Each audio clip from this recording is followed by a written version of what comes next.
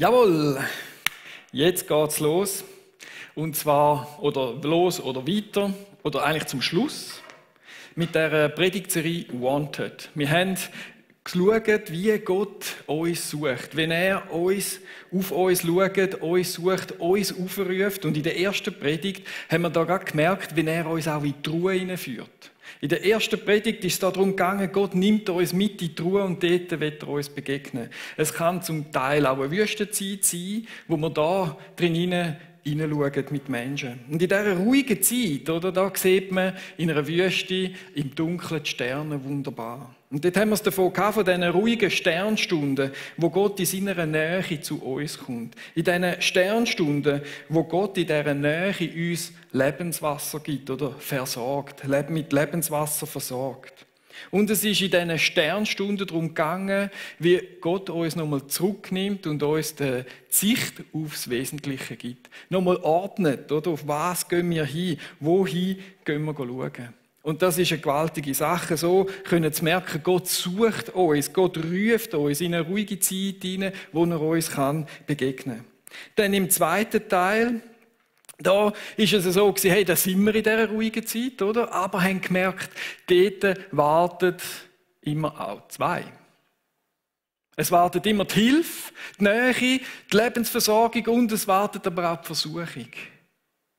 Gott und der Teufel warten dort. Wir haben das angeschaut miteinander, wo Jesus in die Versuchung hineingegangen ist, wo er dort gelaufen hat. Und es warten immer beide dort und beide kennen deine Schwächen. Gott kennt deine Schwächen und hofft, dass du in der Versuchung überwinden tust. Der Teufel kennt deine Schwächen und er wünscht sich nichts anderes, dass du falsch auf deine Nase und liegen bleibst. Und das ist der Kampf, der hier in der Wüste auch ein Stück weit toben kann. Und da haben wir gelernt, hey, wir wehren uns mit was? Mit dem Wort Gottes. Wir kennen die Sachen, die in der Bibel stehen und antworten dem Teufel durch das. Und haben gelernt, dass das Wort Gottes Kraft hat, um den Teufel zu besiegen, um eine Versuchung zu widerstehen oder siegreich daraus rauszugehen.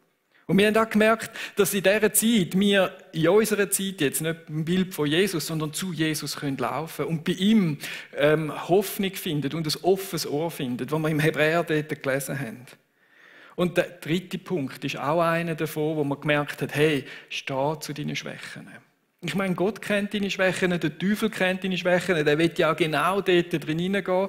Stehst du zu deinen Schwächen und machst klaren Tisch und sagst, hey, da bin ich. So wie vielleicht in einer Selbsthilfegruppe. Ich sehe das einmal so im Fernsehen, manchmal in einer Serie oder so. Das heißt, ich bin der Mike und ich bin süchtig und dann geht es weiter. Oder? Der Anfang von jedem, der dort in diesen Gruppen einmal redet, ja, anonyme Alkoholiker, ja, ich bin der Mike, ich bin der Sepp, ich bin der Hans und ich bin süchtig. Das dazu stehen. Weil, wer will gefallen und wer will hochmütig sagen, ja, ich habe doch kein Problem, mir geht es gut, dann wird es nicht gelingen. Aber dem, der zu dem steht, wo seine Schwächen sind, der wird Hilfe und Rettung bei Jesus finden. Der das Herz auftut für Jesus, der wird dort ehrlich und gut Hilfe finden von Jesus Christus. Weil in den ersten 2 Predigten haben wir so den Charakter von Gott kennengelernt, wo er das Herz zeigt, sein Wesen zeigt. Und das geht darum, er will dir begegnen. Er will dich lieben. Er will dich versorgen und trösten. Das ist der Charakter, wo Gott hat. Das ist sein Wesen. Und er will uns oder dir eine Bestimmung geben. Und er will Erfüllung und Sinn für dich haben. Und darum sucht er dich, darum sucht er uns, darum machen wir auch ein Stück weit diese Serie. Weil die einen sind vielleicht im mega Stress drin und Gott sucht dich genau dort drin hinein, wieder in eine ruhige Zeit hinein. Vielleicht hast du so wie ich, ja, mir geht's gut, auch in der Corona-Zeit. Aber auch dann sucht Gott mich und sagt, hey Elias, komm, jetzt gehen wir mal miteinander wieder in die Bibel hinein und so. Weil er will, dass wir Sinn, Erfüllung und Freude bekommen. Das ist seine Sache. Und wenn wir ehrlich sind als Menschen, wir suchen doch das ganz genau. Ich suche das in meinem Leben. Und wenn Gott ehrlich ist, dann sagt er, ich will dir genau das geben. Und das Ziel der heutigen Predigt ist ein bisschen, den Match zu finden. Dass unsere Sehnsucht nach dem Sinn, nach Trost, nach Erfüllung und die Sehnsucht von Gott, dass er uns das geben und will geben, dass wir das zusammenbringen. Das wäre das Ziel. dass Gott uns findet. Wanted. Wir sind gesucht für Gemeinschaft. Und wir merken das schon in den ersten Kapiteln der Bibel. Gehen wir mal dorthin, ganz kurz, ich erzähle es. Haben wir 2 Menschen dort, die, wie soll man das sagen, sich vielleicht auf falsche Stimmen gelost haben. Fehlentscheidungen in ihrem Leben getroffen haben. Und da stehen sie dort und dann haben sie noch einem am anderen dann die Schuld gegeben. Oder, nein, du bist schuld, nein, sie ist schuld, nein, die Schlange ist schuld. Okay, es ist einfach immer jemand schuld, nur ich bin es nicht. Und so haben sie sich von Gott entfernt. Und dann, was haben wir für einen Gott? Was lernen wir dort in den ersten Kapitel? Ist es ein Gott, der kommt und sagt, ja, siehst du, hast schon immer gesagt, oder? Nein, es ist ein Gott, der sagt, 1. Mose 3,9. Und Gott, der Herr, rief Adam und sagte zu ihm, wo bist du? Das ist der Gott, der sucht. Wo bist du? Wo sind wir? Ich will doch die Gemeinschaft haben mit euch. Und seitdem ist er auf der Suche, durch die ganze Bibel durch. Die ganze Zeit bis heute Morgen, bis jetzt. Er ist auf der Suche. Er sucht immer wieder Menschen, die ihr Leben mit ihm teilen wollen. Er sucht dich, wo du dein Leben mit ihm teilen willst. Er will Beziehung mit diesen Menschen. Und auf das geht er suchen. Und dann, wenn wir im Alten Testament schauen, dann merken wir, er sucht sich ein Volk zusammen. Das jüdische Volk, er sucht sich das zusammen und tut das aussondern. Das ist sein Volk. Das hat er gesucht. Er hat es zusammengebüschelt, oder? Aber sagen wir es mal so, wenn wir im Alten Testament die Geschichte von den Juden anschauen, ist das eigentlich schon Beweis genug, dass es Gott gibt. Dass Gott ein fürsorglicher, guter Gott ist. Aber wisst ihr was? Die 15 Millionen Juden, die es auch jetzt auf dieser Erde noch gibt, circa plus minus, die sind ihm nicht genug. Er will weitersuchen. Er will dich dabei haben. Er will eben weitergehen und er will mehr Menschen noch suchen, wo er versorgen kann, wo er Sinn und Freude in ihr Leben hineingeben kann. Und Jesus Christus ist so der Prototyp von einem suchenden Gottessohn. Der kommt auf die Erde und er gibt alles auf, um die Menschen zu suchen. Und er macht eine ganz coole Geschichte. Also eigentlich sind es 3 Geschichten im Lukas 15, wo er dann erzählt. Wir werden eine miteinander anschauen, wo die Suche von dem Vater, von dem guten Hirt zeigt für dich als Schäfli. Und da lesen wir gerade im Lukas 15, 1-8. Die Pharisäer, Jesus war ständig umgeben von Zolleinnehmern und anderen Leuten, die als Sünder galten. Sie wollten ihn alle hören. Ich finde das ein super Einstieg für so eine Geschichte. Hey, meine Herde kommt gerade von Schäfli. So gut, um mich herum scharen sie sich. Ich tue mich jetzt hier als guter Hirte ein Stück weit, oder? Aber die Einleitung von dieser Schafsgeschichte, von dieser Hirtengeschichte, geht darum, hey, wer ist um Jesus herum? Es sind Sünder. Es sind Zolleinnehmer. Und wenn man so einen Zöllner anschaut, oder, das war in der damaligen Zeit einer, der eher so für sich geschaut hat, oder? Und auf seine Kosten andere betrogen hat. So haben die das gemacht, dass sie ein gutes Leben gelebt haben. Und genau diese Betrüger und Lügner und vielleicht Heuchler, die sind bei Jesus gewesen. Die sind gern bei Jesus gewesen. Und dann haben wir noch die Sünder, die werden da auch erwähnt, oder? Das sind die Gesetzlosen. Das sind auf der einen Seite die moralischen Gesetze, die die Juden hatten, aber natürlich auch ein bisschen die staatlichen Gesetze. Und sind vielleicht so ein bisschen Trinker gewesen, zwielichtige Frauen und so. Und das sind einfach insgesamt Zöllner und Sünder sind Menschen, die das Ziel verfehlt haben. Oder auf der Suche sind nach Sinn und probiert haben, irgendwie zu fühlen, aber bei Gott noch nicht angedockt sind. Und ich habe dann so gemerkt, ja gut, ich bin vielleicht auch ein Sünder. Weil heute Morgen, muss ich ehrlich sagen, heute Morgen, als ich daher gefahren bin, bin ich anstatt 80 81 gefahren.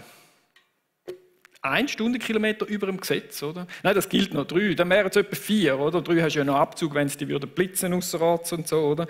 Aber ich merke, den Gesetzlosen, wenn es um das geht, gehöre ich ja da auch ein Stück weit dazu, wo ich die staatlichen Gesetze manchmal übertrete. Aber nur wenig im Strassenverkehr natürlich. Aber gehen wir weiter in dieser Geschichte. Die Pharisäer und Schriftgelehrte, die waren darüber empört, oder, dass die Söldner da sind bei Jesus.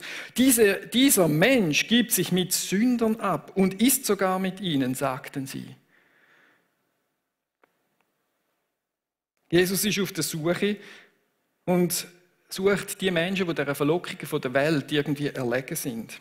Die haben nicht standhaben. Und die Menschen sind ihm wichtig. Und er war mitten unter ihnen. Er war ein Licht vielleicht unter ihnen. Er hat von Liebe erzählt. Er hat von Gnade erzählt. Er hat von Annahme erzählt. Eben von einem liebenden Vater, ein Stück weit. Gott hat sich gerade genau diesen Menschen genähert.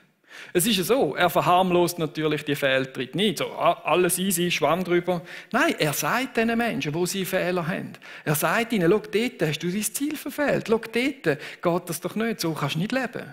Kehr um. Und dort predigt er Gnade und die Liebe Gottes. Für die gerettet werden wollen, für die umkehren wollen. Er ist der es sucht, oder? Und Pharisäer und Schriftgelehrte, das sind so Pfarrer und Pastoren und Prediger, so wie ich auch einer bin, oder? Die hat es genervt, dass der Jesus bei denen ist, oder? Warum? Also ich muss jetzt da mal sagen, die muss jetzt ein bisschen in Schutz nehmen, die Pharisäer, oder? Die leben nach dem Psalm 1. Wohl dem, der nicht wandelt im Rat der Gottlosen, noch sitzt, wo die Spötter sitzen, noch tritt auf dem Weg der Sünder. Die sind ein Leben lang geprägt worden, nachdem, dass sie sich absondern müssen. Dass sie nicht, das kann gar nicht sein, dass der Messias oder einer, der sagt, er sei der Sohn Gottes, mit Sündern abhängt, Freunde hat dort und noch isst mit ihnen. Das geht doch nicht. Das ist nicht in ihren Kopf gegangen. Aber Jesus ist ein Teil von etwas Neuem. Er ist ein Prototyp. Er ist erfüllt vom Heiligen Geist auf die Erde gekommen. Er ist sogar auf Hunger gegangen, 40 Tage lang, und er hat erfüllt vom Heiligen Geist am Teufel widerstehen. Er ist der gewesen, der in den Sünder hinein sein konnte und ein Licht sein, weil er erfüllt ist vom Heiligen Geist. Sonst ganz Mensch, wie du und ich auch, aber auch erfüllt mit dem Heiligen Geist. Und so auch ganz Gott. Und er hat so ein Licht sein bei denen. Aber das ist der Pharisäer natürlich nicht im Kopf, oder? Das hat einen Konflikt gegeben. Wieso kann der das, oder? Und dann, wie immer, erzählt Jesus eine gute Geschichte. Da erzählte ihnen Jesus folgende Geschichte. Angenommen, einer von euch hat 100 Schafe und eins davon geht ihm verloren. Also, wir haben da eins von diesen 100. Wir tun es jetzt da verstecken, kann ich es nicht, oder? Da ein bisschen weiter runter. Eins von 100, es geht ihm verloren. Lässt er da nicht die 99 in der Steppe zurück und geht dem Verlorenen nach, bis er es findet? Wisst ihr, das tönt sehr romantisch. So stelle ich mir das auch vor. Wow, aber mal ehrlich, du hast 100 Schafe. Eins haut ab, das da unten, oder? Und du lässt 99 nicht im Stall. Nein, auf der Steppe, dort hat es Bären, Wölfe, Füchse und so weiter, alles Mögliche, die die könnten aufessen zum Mittag. Und du gehst weg, das eine suchen. Und mir zeigt das einfach auch ein Stück wie die Priorität, die verlorene Schäfchen haben in dieser Geschichte. Das zeigt mir die Liebe, die der Hirt hat, oder? Zum denen nachgehen. Und für uns ist es wahrscheinlich auch ein bisschen eine dumme Sache. Wer lässt das schon gehen, oder? Aber jemand, der so stark liebt, lässt sich vielleicht zu einer dummen Handlung hinreissen. Und schlussendlich findet er das Schaf. Und für das eine Schaf ist das die Rettung. Und das finde ich, wow. Trotzdem, dass jemand blind ist von Liebe, macht etwas Dummes, aber er findet dann das eine Schaf wieder. Das finde ich so eine gewaltige Geschichte, dass er etwas lässt, wo da ist, wo weiter funktionieren und sagt, hey, das lassen wir jetzt und ich suche das Verlorene, das ist mir genauso wichtig wie die 99 anderen. Und wenn er es gefunden hat, nimmt er es voller Freude auf seine Schultern. Also, wir haben es da. Schultern geht nicht ganz. Ich mache es so, sieht herzig aus, oder? Der Hirt mit dem Schäfli unterwegs wieder nach Hause und trägt es nach Hause. Dann ruft er seine Freunde und Nachbarn zusammen. Hallo, hey, wir machen das Riesenfest, weil ich habe mein verlorenes Schäfli gefunden. Jetzt bin ich da ein bisschen vom Text abgewichen, oder? Freut euch mit mir, ich habe das Schaf wiedergefunden, das mir verloren gegangen war. Ich sage euch, genau so wird im Himmel mehr Freude sein über einen einzigen Sünder, der umkehrt, als über 99 Gerechte, die das nicht nötig haben. Wow. Ich finde es eine gewaltige Geschichte und die nachfolgenden 3 Geschichten tun das nochmal unterstreichen. Das Gleichnis ist einfach eine wunderbare Vorstellung von einem suchenden Gott, von einem suchenden Hirt nach dem, was verloren ist. 99:1, so wichtig, sind verlorene Schäfli, verlorene Menschen, wo ihr Ziel irgendwie aus dem Auge verloren haben, wo vielleicht sich in Reichtum oder irgendwo verstrickt haben, in Versuchung geraten sind. Ja, und das ist das Wesen vom guten Hirt, dass er denen angeht und sie wird finden und sucht, bis er sie gefunden hat. Und dann gibt es eine Party, meine Leute. Wann habt ihr schon mal eure Nachbarn eingeladen, das letzte Mal, und gesagt, hey, wir müssen eine riesen Party machen, weil das und das ist passiert? Also bei mir ist es höchstens vielleicht am Geburtstag und dann nur Runde. Aber beim Himmel ist es eine riesen Party, dann, wenn ein Verlorener umkehrt und sein Ziel wieder ins Auge fasst und wieder dort hingeht. Wow, was für eine coole Geschichte. Und ich möchte euch mal noch fragen, warum ist eigentlich das Schäfli abgehauen? Warum ist es verloren gegangen? Steht da nicht. Aber ich will dieser Frage nachgehen. Aber die Antwort ist ganz einfach. Es ist egal. Es spielt keine Rolle, weil es nicht da steht. Jesus kommt nicht, um Gericht zu halten. Er ist nicht gekommen wegen dem. Er ist nicht gekommen, um zu sagen, ja, das und das und das und das ist falsch gemacht, solltest du mal endlich und tu mal und mach mal und tu mal. Nein, er ist zum Suchen gekommen, zum Finden und Retten. Das ist ein riesiger Unterschied, als wenn er gekommen wäre, zum Gericht halten und allen sagen, was sie falsch gemacht haben. Nein, er ist gekommen, zum Retten. Er ist auf dem Weg daher oder auf dem Weg, Sünder zurückzuholen, zum Ziel einrichten. Und das ist die frohe Botschaft. Und das ist auch der Grund, warum wahrscheinlich die Sünder und die Zöllner alle haben wollen bei Jesus sein. Endlich kommt mal einer, der eine Ahnung hat, Wunder tut, oder? Ein gewaltiger Mann ist, der sich mit mir abgeben will, der sich um mich kümmert. Und dann hat er nicht so eine Botschaft, ja, jetzt sollst du mal und jetzt machen wir mal und jetzt geh mal da und dort, sondern es ist einer, der Liebe predigt. Und den Vater zeigt, den Gott zeigt, der eben suchend ist. So wie wir es in den ersten Kapiteln schon gesehen haben. Eine Botschaft von der Liebe, von der Gnade und von der Rettung. Und es spielt genau keine Rolle, wo du stehst. Oder warum du dort stehst. Gott ist der Gott, der sucht und dich finden und dich retten will. Ob du in Versuchung gefallen bist oder falsche Lebensentscheidungen getroffen hast, einsam, arm und elend bist und sogar vielleicht von Menschen verletzt worden bist oder in einem Konflikt stehst oder Not und Ärger hast. Und ob das jetzt ein Pastor ist oder ein Prediger wie ich oder ein total Unheiliger, das spielt gar keine Rolle, warum du wo stehst. Wichtig ist, dass Gott da ist und sagt, ich will mit dir mein Leben verbringen oder dein Leben verbringen.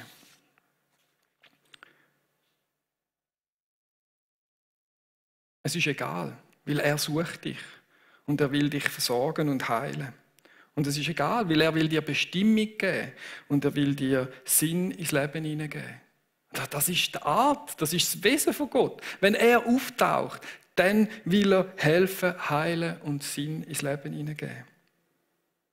Und dann ist es vielleicht gut, wenn man wie in einer Selbsthilfegruppe ehrlich ist. Und sagt, hallo, ich bin der Elias und ich bin verloren und ich brauche deine Hilfe. Jesus, bitte komm und hilf mir. Du bist der gute Hirt. Das ist ein einfaches Gebet. Hallo, Jesus, ich bin der Elias und ich bin verloren.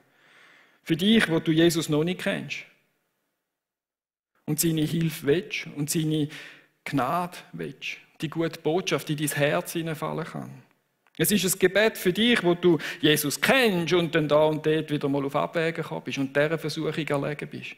Da geht es nicht um Scham, sondern es geht um Umkehr. Wieder zu sagen, Jesus, da bin ich bin der Max und ich bin der Hans und ich bin der Sepp und ich bin da auf Abwägen gekommen. Hilf mir. Dann ist er da und er geht und er sucht die verloren sind. Und dann nimmt sie auf seinen Arm, tröstet sie, versorgt sie und macht eine Party. Und es ist ein Gebet für die mit Jesus unterwegs sind, aber vielleicht auch eingeschlafen sind und denken, ja, ist alles gut, tipptopp. Aber ja, Kirche, Gottesdienst und so weiter, ist alles so ein bisschen müssig, oder? Hallo, ich bin der Elias. Ich bin verloren und ich brauche deine Hilfe, Jesus. Bitte hilf mir. Und das Verloren und das Hilf mir, das sind Wörter, wo man x-beliebig einsetzen kann. Wo man ändern kann. Hallo, ich bin Elias und ich bin ein gottesschlechter Ehemann. Und ich brauche deine Hilfe, Jesus, dass ich da wieder daraus rauskomme. Hallo, ich bin der Elias und ich bin ein arroganter Typ und ich brauche deine Hilfe, Jesus, dass ich da einfach weiterkommen kann. Oder ich bin eingeschlafen als Christ und ich brauche deine Hilfe, Jesus. Ich bin bequem geworden. Oder ich bin in Versuchung gefallen. Oder das und das oder das und das ist mein Problem. Ich bin eine Plaudertasche. Hallo, ich bin der Elias. Ich bin voller Hass. Ich hasse den oder das oder dieses. Ich bin unversöhnlich. Oder hallo, ich bin der Elias. Ich bin verletzt von Menschen. Und Jesus, ich brauche deine Hilfe, damit ich zu der Vergebung durchkomme. Da kommt der gute Hirt. Und da können wir zu unseren Sachen stehen. Und er wird kommen und uns helfen. Weil im Herzen etwas passiert. Im Herzen die Erkenntnis von unserer Lage, das ernst nehmen ist und nicht das Einheucheln und ein frommes Gesicht hertun. Wir vertrauen auf den, der wirklich helfen kann, wo sein Wesen helfen ist, Sinn geben ist. Und er bringt uns zurück auf den Weg, zurück zu den anderen 99, zu dieser Steppe hin. Wow. Und der Clou ist, Jesus sagt über sich selber, ich bin der gute Hirte. Ein guter Hirte ist bereit, sein Leben für die Schafe hinzugeben. Ich bin der gute Hirte. Ich kenne meine Schafe und meine Schafe kennen mich. Meine Schafe hören meine Stimme und ich kenne sie und sie folgen mir. Steht im Johannesevangelium. Gott redet. Und wenn du jetzt seine Stimme hörst, ein Stück weit wie ein Hirt, der nach dem Schaf sucht, dann ruft zurück und sagt, da bin ich bin der Elias oder ich bin der XY und ich brauche deine Hilfe. Ich helfe mir umzukehren. Und dann wird die Freude in unser Leben hineinkommen und uns durchströmen. Und das ist die Freude, die auch im Himmel dann ist. Wenn Menschen umkehren, zu ihm zurückkommen, ob Christ oder unheilig, das haben wir ja schon gehabt. Wichtig ist, er will das tun. Das ist seine Botschaft. Das ist die Botschaft von der Bibel, vom halben Neuen Testament eigentlich. Dass Jesus da ist, um zu retten und zu suchen, die Menschen, die umkehren wollen. Das Himmelreich ist nämlich näher. Heute noch. Wir finden es in der Bibel hinein. Und wir sind gesucht. Gott geht uns nach und sucht uns, damit wir ein Teil sein können von ihm, von dem Plan, den er für uns hat. Gott sucht Menschen und rettet sie. Die das wollen, natürlich. Und wer gefunden ist, gehört nachher zu seiner Herde. So, wenn ich da die Schäfchen um mich herum habe, da, wunderbar, das ist meine Herde. Das ist die Herde vom guten Hirten. Und sie haben Heimat. Und sie haben einen Schutz. Und sie haben jemanden, der sie versorgt und schaut für sie. Jedes Schäfli wird irgendwann wieder gestreichelt und hat mit dem Hirten Begegnung. Er kennt jedes mit Namen. Halleluja. Aber Gott will nicht nur Menschen retten und einen riesen Stall voll Schäfli haben. Oder voll Menschen, die ihm nachlaufen. Sondern er will ja auch Lebenssinn geben. Er will Lebensfreude geben. Das gehört auch zu seinem Wesen. Er will, dass seine Schäfli an seiner Freude auch teilhaben können, dass die Freude auch weitergeht in die ganze Herde, in die ganze Heimat hinein. Und da fragt er eben seine Schäfli, wollt ihr mitmachen? Jesus, wenn er jemanden gerettet hat, fragt er ihn, willst du mir nachfolgen? Willst du mitmachen im Hirtenbusiness? Willst du einsteigen dort ein? Willst du mit mir gehen Menschen retten auf dieser Welt? Er lädt dich ein, in seinem Rettungsteam ein Teil davon zu sein. Können mit ihm diesen Menschen zeigen, wie Jesus gelebt hat, so wollen auch wir leben. Wir wollen ein Teil sein und seine Hände und Füße sein. Gott lädt uns ein, den Menschen so zu begegnen, wie Jesus ihnen begegnet ist. Wo Liebe, Gnade und Rettung predigt hat. Und das ist unsere Bestimmung. Das ist das, was uns auch Sinn gibt im Leben hinein. Wenn wir einen Teil von dieser Freude erleben, wenn jemand dann umkehrt, wenn jemand dann den Weg macht. Wenn wir hingehen und Menschen heilen Wenn wir hingehen und Menschen gut tun, die verletzt sind. Weil geben ist seliger als nehmen. Und heilen ist erfüllender als verletzen. Das ist uns allen klar. Und Jesus lädt uns ein, dort einen Teil drin zu sein. Dort seine Hände und seine Füße zu sein. Sie zu trösten, praktisch zu helfen, zu fördern, zu beschenken, ein Lächeln weitergeben, auf die Schulter klopfen, motivieren, all diese Sachen. Dort, wo du gerade Menschen begegnest, in die Beziehungen investieren. So wie Jesus, dort, wo er gerade war. Der meinte mal am Brunnen, dann mal aus dem Bötli ausgestiegen, dann kommt wieder jemand zu ihm und er ist dort dabei gewesen. Immer gerade dort investiert. Und ich weiss schon, es tönt jetzt ein bisschen einfach da von leerem Publikum in deine Stube, mach mal. Und ich will jetzt auch ein Stück weit ein bisschen praktischer werden, wie man das umsetzen kann. Wie packt man es an? Und es gibt eine gute Sache, und das ist der Heilige Geist. Auf den zu hören. Mit ihm Partner zu sein, mit ihm unterwegs zu sein. Und das ist eine gewaltige Sache. Und da haben wir so viele Geschichten, wo Menschen einen Eindruck haben oder eine Stimme ihnen sagt, oder ja, ein Eindruck ist wahrscheinlich das Beste, gang dorthin, gang zu dem, sag das und säb. Und man macht es und dann hört man die Geschichte und sagt, hey, und das ist eingefahren wie eine Bombe. Es ist genau ins Schwarze getroffen.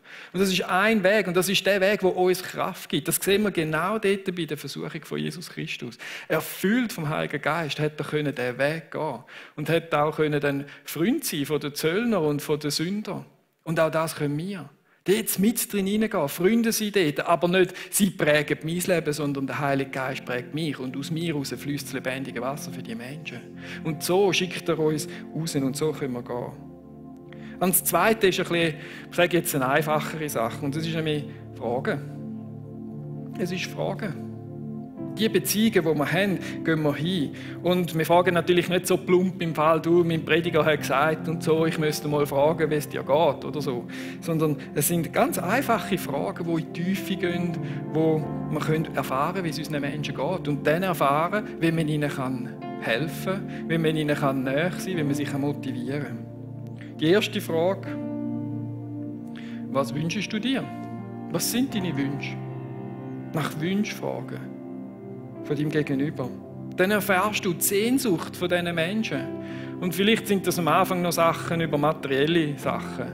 Und dann merkst du plötzlich, hey, wenn du nachhakst, es ist auch der Wunsch nach Sinn im Leben oder anderen Sachen, eben ganz persönlich von deinem Gegenüber her. Und das herauszufinden und dann die können anknüpfen und eine Heilung bringen, eine Hilfe bringen, vielleicht ein Stück weit auf Jesus hinweisen, ein Wegweiser sein. Dann eine zweite Frage nach den Ängsten. Von was graut dir? Was ist schwierig? Was ist gerade schwer in deinem Leben drin? Und das zu wissen von seinem Nachbarn, oder, ja, das bringt doch die Beziehung in eine Tiefe hinein. Und dann können wir als Hände und Füße von Jesus dort drin wirken. Wie auch immer, vielleicht mit einem Mittag, vielleicht mit etwas anderem. Das ist ja immer wieder individuell. Und die dritte Frage ist, was beschäftigt dich eigentlich? Was treibt in deinem Betriebssystem vom Hirn? Was braucht dort 80% Rechenleistung? Und dann weisst du, was die Menschen beschäftigt. Und dort drin kann man wieder Hände und Füße von Jesus. Dem sagt man eigentlich Anteil nehmen am Nächsten. Und vielleicht ist es mal gut, das auszuprobieren mit deinem WG-Kollegen oder mit deinem besten Freund. Oder wann hast du das letzte Mal mit deiner Frau, mit deinem Mann über das geredet? Weisst du, was sie umtreibt? Weisst du, was denkst du von deinem Partner? Oder die Wünsche? Und dort in die Tiefe zu kommen. Und dann als Ehemann oder Ehefrau können Hände und Füße sein von Jesus, der tröstende Worte hineinbringt, beruhigende Worte hineinbringt. Wow, das sind Beziehungen, die für sie gehen. Wenn wir die Hände und Füße sind auf dieser Erde. Und gell, wir können nicht alle retten, das ist mir schon auch klar. Aber für den einen machen wir einen Unterschied. Wir können in Indien nicht alle Armen retten mit dem Geld, das wir sammeln. Aber für diese paar Familien machen wir den Unterschied. Und darum ist es vielleicht auch mal so dumm zu sein und dem einen Schäfchen nachzugehen. Für das Schäfchen sind wir nämlich die Rettung. Und das finde ich ist eine Sensation. wenn wir für die Menschen, die uns in unserem Umfeld sind, können der Wegweiser sein auf Jesus. Und jetzt möchte ich sagen, lass dich retten von deinem Sofa, von deinem bequemen Rattenlounge, wo du draussen hockst oder so. Hey, lass dich retten von dort. In ein Leben, das Sinn macht und eine Aufgabe hast. Im Rettungsteam von Jesus Christus. Und dort wollen wir hin und in seinem Namen gehen wir. Er ist unser Vorbild und in seinem Namen gehen wir. Und in seinem Namen wollen wir über Schatten springen und Fürsche gehen und unsere Geld, hey, ich bin ja wirklich der mit dem zweitgrößten inneren Schweinehund, den es gibt. Oder? Aber den überwinden wir im Namen von Jesus Christus. Und vielleicht sind das Gebete, wo auch, Jesus, da bin ich. Ich brauche deine Hilfe. Mein innerer Schweinehund hat wieder mal das Steuer angelangt und er lässt es nicht mehr los. Und ich brauche deine Hilfe und gib mir Kraft. Und wenn das eine Woche lang jeden Morgen betest, wird sich etwas ändern. Ich spüre es ja selber. Weil genau diese Gebete haben in meinem Leben schon so viel bewirkt. Und auch mich persönlich schon so viel Mal wieder auf den richtigen Weg gebracht. Wieder, wenn ich das Ziel verloren habe, irgendwie wieder zack, justiert und wieder weitergegangen. Das sind die Gebete, die uns weiterbringen. Und so, wenn wir in ein poppiges Lied hineingehen, oder? Ich habe es extra noch gewechselt, so von einem sanften. Nein, wir wollen wirklich singen, hey, wir wollen in deinem Namen gehen. In deinem Namen gehen wir da raus. Wir wollen über unseren Schatten springen und wollen zu deinem Rettungsteam dazugehören. Yes, so wollen wir es machen. Und so, wenn wir jetzt mit dem Steven reingehen. Hey, und wenn ihr Gebetsanliegen habt, auch gerade jetzt so ein Gebet formulieren, wir haben immer noch den Chat, den Gebetschat. Schreibt dort drin rein, hey, was los ist. Das ist ja ein privater Chat, das sieht niemand. Und dann könnt ihr für das beten und könnt miteinander kämpfen, für wieder zurückzukommen auf den Weg mit Jesus. Oder zurückzukommen zu einer Motivation, mit ihm weiterzugehen. Wow, was für krasse Geschichten können wir dann erleben. Wenn von denen, die hier schauen, von diesen 200 Leuten, die hier schauen, sage ich jetzt einmal, 100 ihren Nachbarn nachher fragen und von diesen 100 machen 50 noch mal etwas für ihren Nachbarn, Mann, dann geht etwas auf dieser Welt. Dann sind wir eben die Rettung. Und das wollen wir sein. Wir wollen Fürsche gehen. Für das werden wir gesucht. Für das wird Gott uns rausrufen aus dieser Welt raus. Zum Licht und Liebe sein, wie Jesus war. Amen. Come on.